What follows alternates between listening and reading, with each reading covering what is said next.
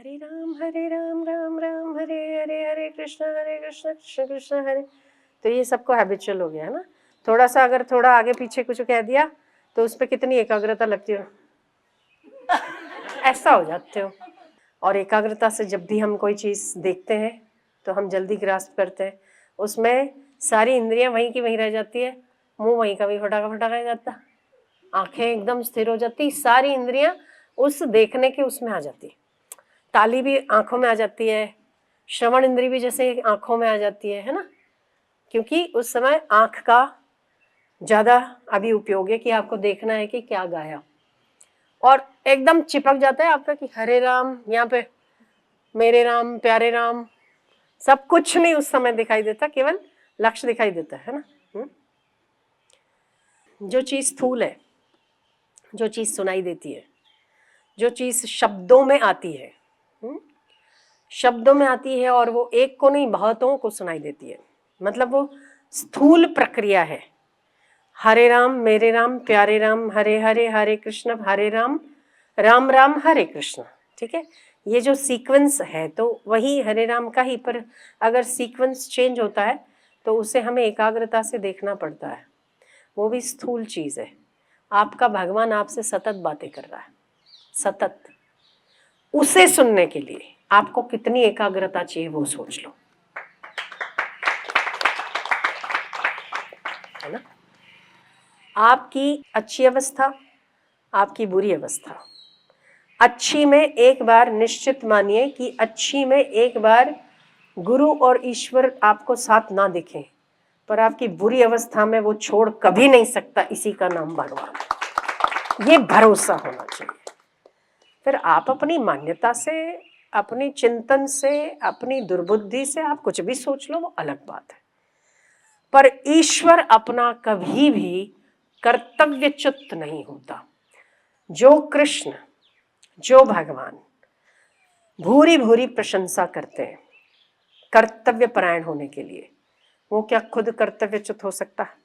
नहीं हो सकता, ठीक है। एक बार भी अगर आपने उसको प्रीति से अपना माना है ना, एक बार पूरे जीवन में कभी तो माना होगा, कभी तो उसको अपना कहा होगा ना, कभी तो, कभी वो गलती से कहा हो, वो दुख में कहा हो, आर्त भाव से कहा हो, बड़े दुखों के पहाड़ उतरे हो, हे भगवान मुझे रक्षा कर, कभी भी अगर आपने कहा है ना, उसके चित्त और उसकी व्यवस्था में वो अंकित होता है, आप चाहे उसे भूल जाओ, पर उसकी व्यवस्था में वो चीज अंकित होती है कि ये व्यक्ति, ये बच्चा, ये बालक मेरा है। तो आप उसे इग्नोर कर सकते हो, आप अपनी मान्यताओं, अविद्याओं और अज्ञान से उसे अनसुना कर सकते हो, पर वो सतत आपके साथ बोल रहा है। एक व्यक्ति बड़ा सुख में था, सब कुछ अच्छा था, कमाई, पैसा, स्वास्थ्य, मान सम्मान, सब कुछ।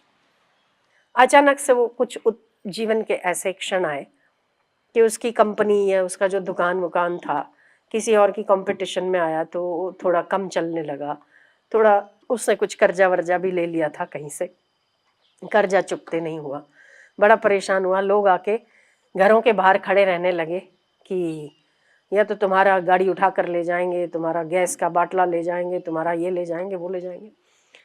उसको ईश्वर में बड़ी श्रद्धा थी, और जब भी उसका रोज सुबह का नियम था, उसके घर के पीछे समंदर था, तो समंदर सुबह सुबह 5 बजे 5:30 बजे वो वॉक करने निकलता था, और उसे अनुभव होता था कि एक पैर के साथ दूसरा पैर भी चल रहा है, और वो उससे बातें करता जाता था।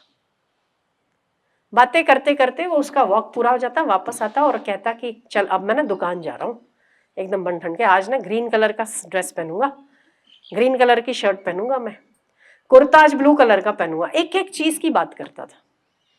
जब उसका बुरा समय आया तो उसने देखा कि दूसरा पैर गायब है, एक ही पैर चल रहा है, मतलब 2 पैर चल रहे हैं, 4 पैर नहीं चल रहे। और समुद्र पे तो छपते हैं ना, समुद्र पे उसके चिन्ह बनते हैं ना। उसने कहा मैंने तो सुना है कि केवल संसारी लोग ही दुख के क्षण में, और जब हमारी बुरा समय होता है तो संसारी लोग छोड़कर भाग जाते हैं। तू भी भाग गया, तूने भी छोड़ दिया, तो तेरे में और इन संसारी लोगों में फर्क क्या था? अब मुझे इस बात का जवाब दे। वैसे तो बहुत बातें करता है ना, थोड़ी देर जवाब नहीं आया, थोड़ा और आगे बढ़ा, फिर इसने बोले मुझे बहुत अकेला अकेला फील हो रहा है और मुझे ऐसे लग रहा है कि तूने भी मुझे छोड़ दिया। फिर थोड़ा आगे बढ़ा, फिर उसके अंदर से आवाज आई, ऐसा कैसे हो सकता है कि वो भगवान है, वो नहीं छोड़ सकता। शायद दुनिया छोड़ दे, पर वो शायद मेरी समझ की कमी हो सकती है, उसमें कमी नहीं हो सकती।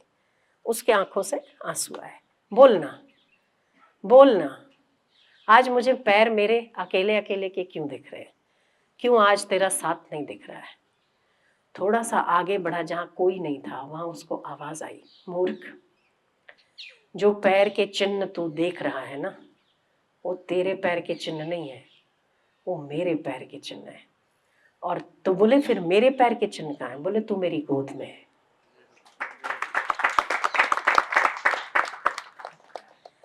जब भी तू परेशान हुआ और तूने मुझे पुकारा, जिस समय तूने आर्त भाव से मेरा चिंतन भर किया, उसी समय से मैंने तुझे गोद में बिठाया है।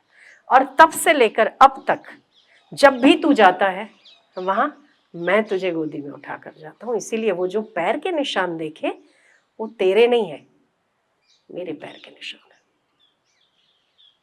ये अद्भुत सौहार्दता, ये अद्भुत मित्रता, ये अद्भुत दोस्ती, ये अद्भुत निभाने वाली जो कला है ना, वो ईश्वर के सिवा और किसी में नहीं हो सकती। हमें लगता है कि हम दुखी हैं तो ईश्वर ने हमें छोड़ दिया। उस समय वो ज्यादा आपके करीब होता है, केवल उसे सुनना है आपको। और वो सुनाई कब देगा? जब वो एकांत में गया तब उसे उसकी आवाज सुनाई दी। 2 बार उसने पूछा, उसको उत्तर नहीं मिला। थोड़ा और आगे बढ़ा, वो रोने लगा, उसकी आंखों से आंसू आ गए कि जमाने और तेरे में क्या फर्क है। बोलना बोलना। वैसे तो रोज बातें करता है, तब उसे वहां जाकर उसे सुनाई दिया कि वो पैर, जो 2 पैर थे, आज जो एक पैर दिखाई देता है, एक व्यक्ति का पैर दिखाई देता है, वो तेरे पैर नहीं है, वो मेरे पैर है। और तू मेरी गोद में है। तो वो मित्रता, वो सौहार्दता, वो सौमित्रता सबसे अच्छी ईश्वर ही निभा सकता है।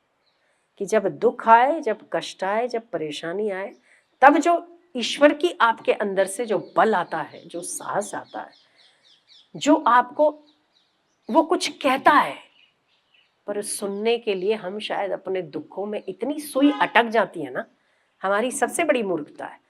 सबसे बड़ा अगर हमारा दुर्भाग्य इंसान का कहो तो वो यही है कि उसकी सुई जो अटक गई है ना, वो उससे बाहर नहीं निकलती। तो सुन तो सही वो क्या कहना चाह रहा है। अपनी अपनी करके तो हम आज तक जन्म जन्म से भटक रहे हैं। कौन सा सुख पा लिया ना? नहीं ना। आज हमें उसके सुनने का ईश्वर ने हृदय दिया है, ईश्वर ने वो बुद्धि दी है, ईश्वर ने वो हमें योग्यता दी है कि तू मेरी आवाज को सुन सकता है, तू मेरी गोद में बैठकर चल सकता है। ये संसार बड़ा कंटकीला मार्ग है, इसमें कौन अपना कौन पराया बहुत मुश्किल है जज करना। कौन सुखों में मित्र बन जाता है और दुखों में कौन शत्रु बन जाता है, ये समझ पाना बहुत मुश्किल है।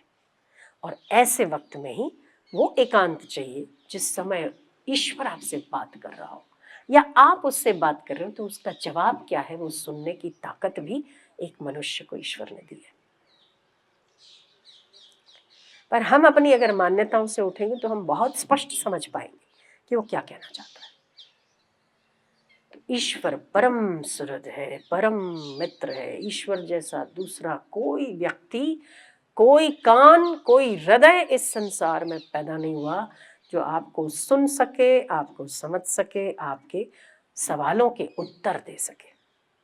उसके पास आपके हर सवाल का जवाब है। तो अगर एक बार भी किसी व्यक्ति ने प्रीतिपूर्वक हृदय से, आर्त भाव से या दुख से या भय से या बेचैनी से या किसी और भाव से अगर ईश्वर को अपना माना है ना, कहा है ना मेरी रक्षा कर, आप शायद भूल जाओगे पर जब आपत्ति और विपत्ति आएगी ना, वो आपको नहीं भूलता। ये 100 नहीं, 1 लाख टका सही है, 1 लाख टका।